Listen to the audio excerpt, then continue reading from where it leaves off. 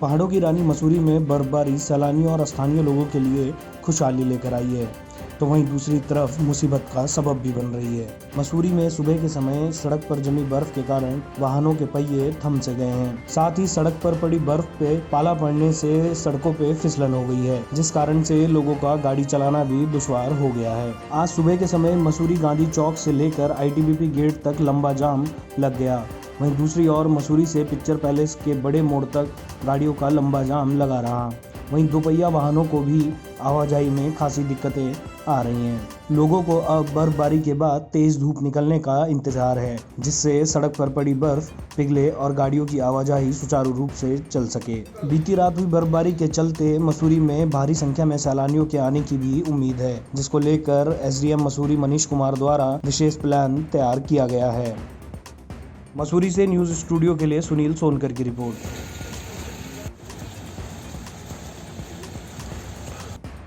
देश में बढ़ते बर्ड फ्लू के प्रकोप को देखते हुए पश्चिमी वन विभाग पूरी तरह से अलर्ट मोड पर है। वहीं वन संरक्षक ने वन कर्मचारियों व अधिकारियों को पक्षियों की निगरानी के साथ ही जनता से सहयोग के निर्देश भी दिए हैं। वन संरक्षक जीवन चंद्र जोशी ने बताया कि बर्ड फ्लू की दस्तक से प्रदेश में भी हलचल बढ़ गई है। बर्ड फ्लू पर वन विभाग पूरी तरह से सतर्क है, जिसके लिए उन्होंने समस्त प्रभागीय अधिकारियों को दिशा निर्देश दिए हैं। उन्होंने कहा कि वन विभाग की टीम लगातार जलाशय, नदी, तालाबों की गश्त कर रही है। साथ ही ड्रोन से भी जंगलों की मॉनिटरिंग की जा रही है तथा नदी, तालाब और पोखरों में बर्ड फ्लू से ग्रस्त या मृत पक्षियों की खोजबीन की जा रही है। वहीं लोगों से भी विशेष सतर्कता बरतने के लिए कहा जा रहा है। विभाग द्वारा इसमें काफ़ी त्वरित कार्रवाई की जा रही है। हमारा इसमें एक रिस्पांस टीम बनी हुई है, जो कि ऐसी सूचना मिलती ही तत्काल उस स्थल पर जाती है। इसके अलावा जितने भी जलाशय हैं और जो नेचुरल वाटर सोर्सेज जहाँ पर हैं, वहाँ पर हमारी टीम जो है गश्त करती है। इसके अलावा ड्रोन से भी हम जो है इसके जो है देख रहे हैं इसमें, और कोई स्थिति सामने आने पर कार्रवाई की जा रही है। अभी तक हमारे पश्चिमी वृत्त में जो है ऐसा कोई बर्ड फ्लू का मामला नहीं आया। हालांकि कुछ पक्षी ज़रूर मरे हैं, लेकिन उसमें बर्ड फ्लू की अभी तक कोई ऐसी जानकारी नहीं मिली और इक्का दुक्का पक्षी ही मरे हैं। अभी तक ऐसा कोई बर्ड फ्लू का कोई ऐसा अभी हमारे पास रिपोर्ट नहीं आई कि बर्ड फ्लू कंफर्म रिपोर्ट नहीं दिया। Bureau report, news studio. Chamoli के दसौली विकासखंड के अलग अलग गांवों में भालू के आतंक से ग्रामीण परेशान हैं। स्थानीय जनता ने वन विभाग व प्रशासन से उचित कदम उठाने की भी मांग की है। भालुओं द्वारा क्षेत्र के मवेशियों को अपना शिकार बनाया जा रहा है। लगातार होते हमलों को देखते हुए वन विभाग और प्रशासन ने गांव में अलग अलग स्थानों पर पिंजरे लगाए हैं, पर भालू चकमा देकर वहां से बार बार निकल जाता है। बीती 31 जनवरी को मेड गाँव में 2 दुधारू गाय को भालू ने अपना निवाला बनाया था, जबकि 1 फरवरी को नैथाली गांव में एक बैल को अपना निवाला बनाया था, जिससे ग्रामीण काफ़ी दहशत में हैं।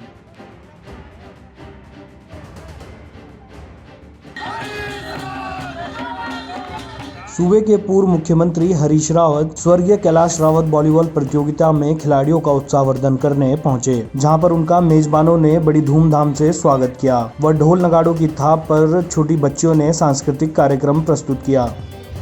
आपको बता दें कि स्वर्गीय कैलाश रावत की स्मृति में जो प्रतियोगिता यहां पर चल रही है, उसमें नेशनल लेवल की टीमें और नेपाल की अंतर्राष्ट्रीय टीमें भी खेल रही हैं, जिसका आज एक यहां पर सेमीफाइनल मैच भी हुआ। पूर्व मुख्यमंत्री हरीश रावत ने कैलाश रावत को याद करते हुए कहा कि वो एक अभूतपूर्व खिलाड़ी रहे हैं और ये प्रतियोगिता उनके लिए एक सच्ची श्रद्धांजलि के रूप में है। धन्यवाद देता हूँ अजीत धामी के सहयोगियों को धन्यवाद देता हूँ। उन्होंने हमारे बहुत होनहार नौजवान, जिनसे धारचूला इस क्षेत्र को बड़ी आशाएं थी, एक अच्छे सामाजिक कार्यकर्ता जो अकाल हमारे बीच से चले गए, उनकी स्मृति में एक राष्ट्रीय स्तर का वॉलीबॉल टूर्नामेंट आयोजित किया गया।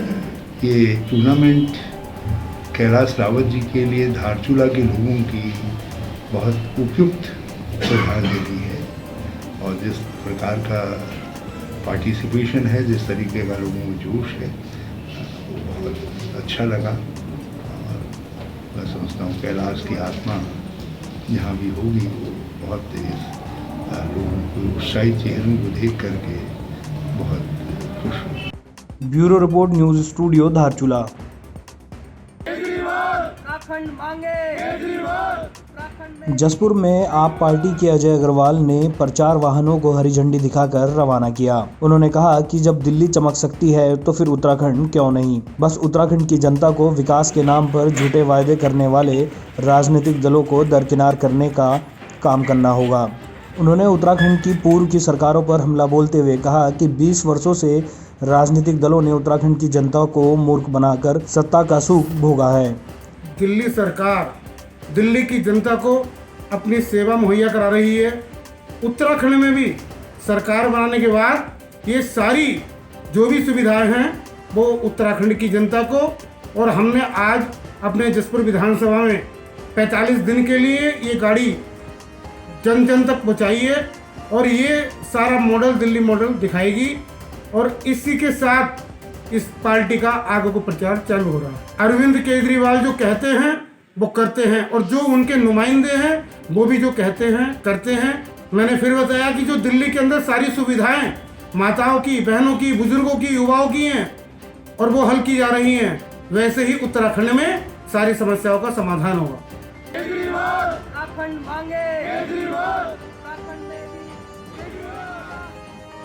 पौड़ी में बीती रात खराब और सर्द मौसम के बाद हुई बर्फबारी से एक बार फिर पहाड़ों ने सफ़ेद बर्फ की चादर ओढ़ ली है।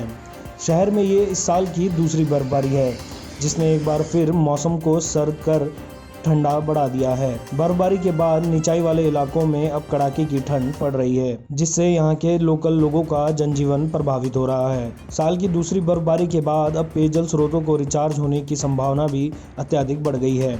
जानकार बर्फ को काफ़ी फायदेमंद बता रहे हैं। बर्फबारी भले ही आने वाले ग्रीष्म काल में जो पेयजल किल्लत होती है उसके लिए एक फ़ायदेमंद है। वो पेयजल किल्लत कुछ कम होगी, प्राकृतिक जल स्रोत थोड़ा रिचार्ज होंगे।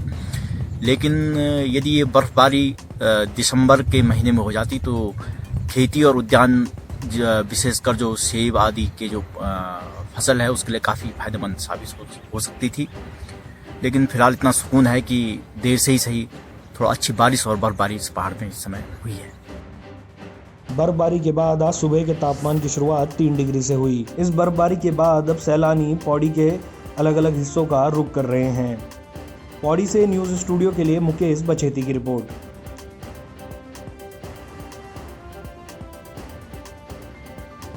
जोशीमठ में भारी हिमपात के बाद कलगोट गांव में जैसे सब कुछ थम सा गया हो। ऐसे में आज जब गांव में एक व्यक्ति बीमार हुआ तो उसे गांव से मीलों दूर अस्पताल लाने में कैसी मुसीबत खड़ी हुई आप इन तस्वीरों में देख सकते हैं। किस तरह पहाड़ जैसी जिंदगी जीने को मजबूर हैं लोग। बर्फबारी के बाद जब कोई बीमार पड़ता है तो किस तरह से उसे 15 से 20 किलोमीटर पैदल दंडी कंडी में लेकर आते हैं। आज़ादी के 73 साल बाद भी अब तक यह गांव सड़क से नहीं जुड़ पाया है, जिस कारण ग्रामीणों को भारी मुश्किलों के दौर से गुजरना पड़ता है। शुक्रवार को कलगोट गांव में 62 वर्षीय बलवंत सिंह की अचानक तबीयत बिगड़ गई। सड़क के न होने के कारण ग्रामीणों द्वारा कंडी के सहारे बलवंत को लगभग 8 किलोमीटर पैदल चलकर नेशनल हाईवे तक पहुंचाया गया, जिसके बाद बीमार व्यक्ति को उपचार के लिए जिला मुख्यालय गोपेश्वर ले जाया गया। ग्रामीण सुरेंद्र सिंह का कहना है कि आखिर कब तक ग्रामीण कंडी के सहारे बीमार लोगों को ऐसे कंधों पर पहुंचाते रहेंगे। उन्होंने कहा कि अगर उनके गांव तक सड़क नहीं पहुंचती है तो वो आने वाले 2022 विधानसभा चुनाव का बहिष्कार करेंगे।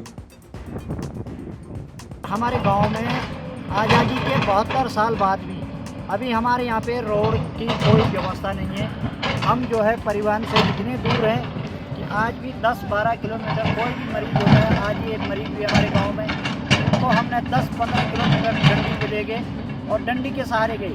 यहाँ पे दशा इतनी ख़राब है, एक खाली आदमी के चलने की रोड नहीं है और 4 आदमी डंडी पे के मरीज़ को ले जाते हैं। इससे हमें बहुत ही दुख होता है कि हम लोग इतने बैक क्षेत्र में हैं और इतने पिछड़े हुए हैं। लोग आज सारे गांव सड़कों से जुड़ चुके हैं, लेकिन हमारे यहाँ पे ये मशीन को आए हुए 3-4 साल हो गए, लेकिन अभी ये जस की तस है।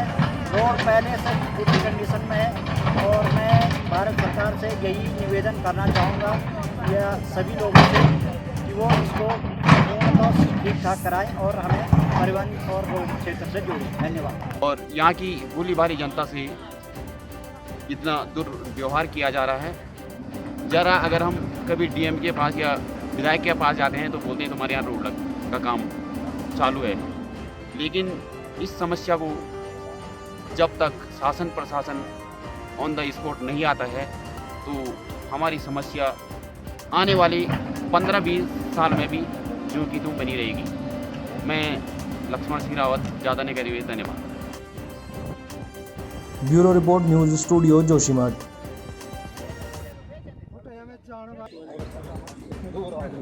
हरिद्वार की थाना पथरी पुलिस को बड़ी सफलता मिली है, जिसमें पुलिस ने 4 शातिर चोरों को गिरफ्तार किया, जिनके पास से चोरी के 10 लाख रुपए की कीमत के मोबाइल और लैपटॉप और कई इलेक्ट्रॉनिक उपकरण बरामद हुए हैं। हरिद्वार एसएसपी सेंथिल अबुदई ने पथरी थाने में चोरियों का खुलासा किया है। दरअसल पिछले दिनों क्षेत्र में हुई एक के बाद एक चोरियों की वारदातों ने पुलिस की नींद उड़ा रखी थी। पथरी पुलिस ने मुखबिर की सूचना पर सेंध लगाकर 4 शातिर चोरों को गिरफ्तार किया है। इन सभी की उम्र 21 से 30 साल के बीच है और अपने महंगे खर्चों को पूरा करने के लिए यह चोरियां करते थे। पुलिस के अनुसार इनमें से 2 हरिद्वार के ज्वालापुर और पथरी के रहने वाले हैं, जबकि 2 अन्य उत्तर प्रदेश के मुजफ्फरनगर और सहारनपुर जनपदों के निवासी हैं।